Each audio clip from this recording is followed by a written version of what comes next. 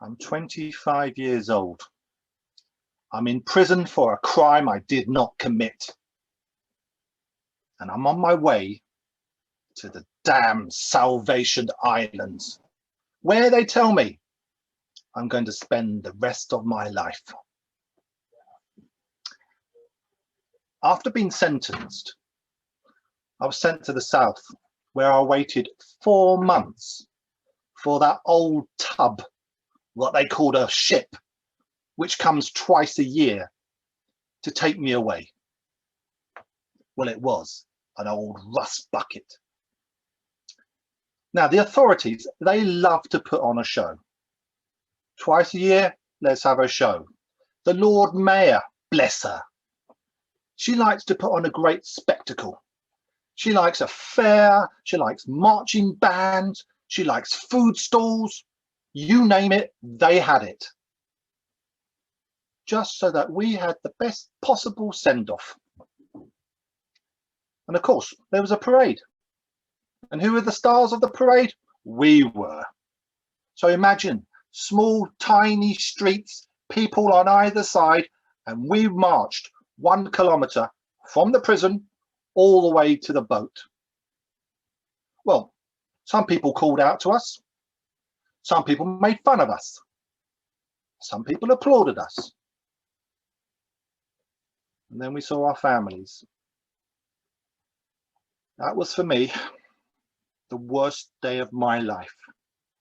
You see, I knew I was going to escape, but for my family, I was a dead man walking. And they started to cry. And then there were tears, and then there was the wailing. It was horrible. And I could hear them all the way until we reached the gangplank and then up and down into the hold. Well, you might think that the worst was behind me, but you'd be wrong. This was just the beginning. Look, I don't know if you've ever been into the hold of a ship before, but I can tell you, it wasn't nice. This ship was old. It was old, it looked old, it smelled old. The air below deck was foul and stale. There was a little bit of light from 1 or 2 portholes, but that was it. And of course, they made us very comfortable. They made us sit next to each other, and then they shackled us, hands, legs. And it was too bad if you didn't get on with your neighbour, because you were going to be shackled with him for 3 to 4 weeks. And was it going to be a short trip? Oh, no, no, no, no. This old boat was going to be making some stops along the way, just for a little bit of entertainment. Now, if you've ever been on a ship for a while, you'll know that sooner or later you're going to hit bad weather. And that means someone was going to be sick, seasick, which means throwing up, which means vomiting. And they were sick, all right. And where? All over themselves and all over everyone else, which led to fights. And then more people being ill. It was disgusting. And what did the guards do? The guards did nothing. And there we were, swimming in our own vomit. And the stench, oh my goodness, the stench. When people started to go to the toilet in their pants. There was no toilets on this thing called a ship.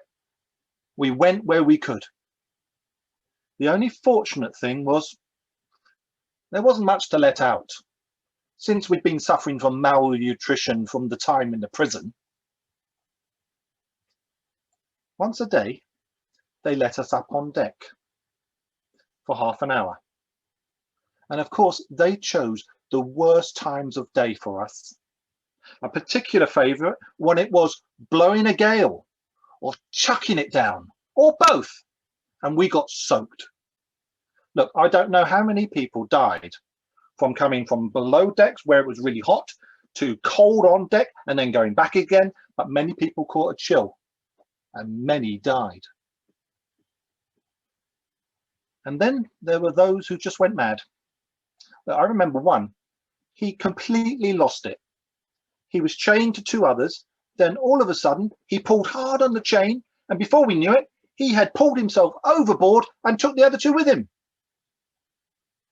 For some, death was a relief rather than being on this death ship. And of course, there was those who just liked to fight. They had nothing to lose, so whenever they could, they lashed out at the guards. Unfortunately for them, the guards hit back even harder. They used hot ashes and boiling water from the engine room. I can still hear the screams ringing in my ears. Well, what seemed to be an eternity, we have finally arrived at the Salvation Islands. For weeks it'd been hot below deck, but it was like someone had just turned the oven up. It got even hotter. It was a sign that we were approaching our destination. And then we arrived. What a sight we looked. Skeletal, hungry, dehydrated, barely alive. And when we got inside, I don't know, I just had to laugh. There was this massive big sign and it said, "Welcome to paradise. Welcome to Salvation Islands, the land of peace, work, and good living." Mr. Toastmaster, if only it were true. Thank you very much, Pedro. Thank you very much. Thank you. And now